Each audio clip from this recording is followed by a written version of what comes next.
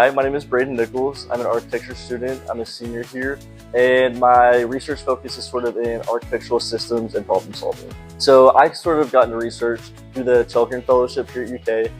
It wasn't really on my spectrum to really get into research. I didn't even really know that was sort of an option as an undergraduate student, but that fellowship really helped push me into it. And since then, I've been able to cover research topics spanning from healthcare design, post-war trauma reconstruction, as well as agriculture. So although that kind of sounds like a bunch of different research topics that may not correlate specifically, it's been really interesting to see how we're able to use design to sort of problem solve in different facets of each kind of research topic.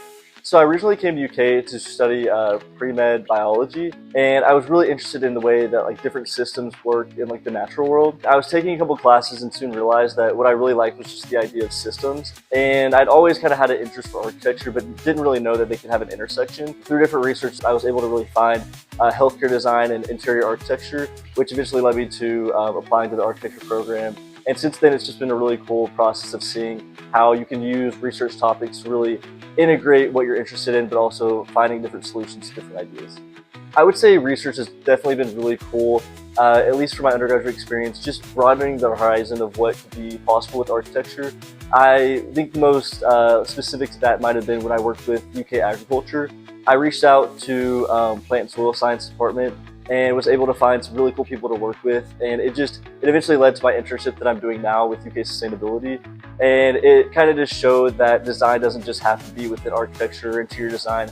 It can really be a multi-discipline thing that you can incorporate to a lot of different facets.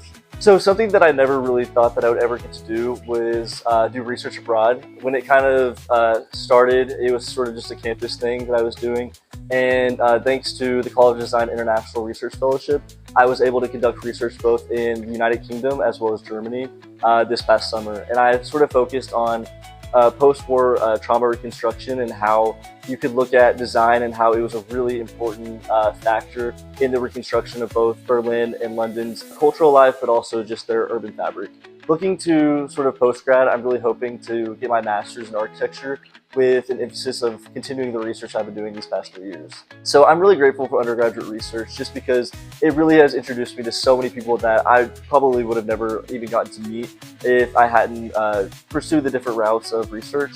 And going sort of tandem with that is also just, it's really easy, especially in fields where you have to be pretty dedicated to your studies, to just sort of go with the flow of things. But undergraduate research really helps you look at things through a new lens and appreciate different things that you might not have gotten to before.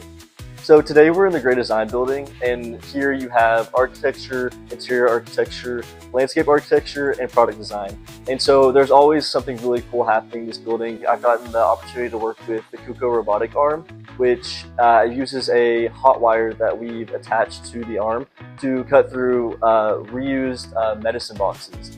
And it's been really cool to see how we're going to use that in different joinery attachments and hopefully produce a sort of structure that will be hanging in the building later on. I've also gotten to work with a lot of 3D software modeling programs on our computer, as well as getting to work a lot in heat visualization tools where we use a lot of different things to not only visualize how heat is affecting different materials and building types, but also see how we can collect that and put it towards other data that might be useful later on.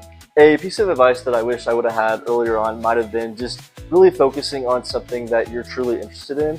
With research here at UK, we're lucky enough to have so many different opportunities and research paths that you can go through, that finding that specific thing that really is tailored to what you want to do in the future or what you're currently doing with your undergraduate studies is just something that will really help push you when things might get a little busy and things might get stressful. Having that interest that you can just continue to talk about nonstop is something that will be really beneficial to you in the future. Architectural design systems research happens at UK.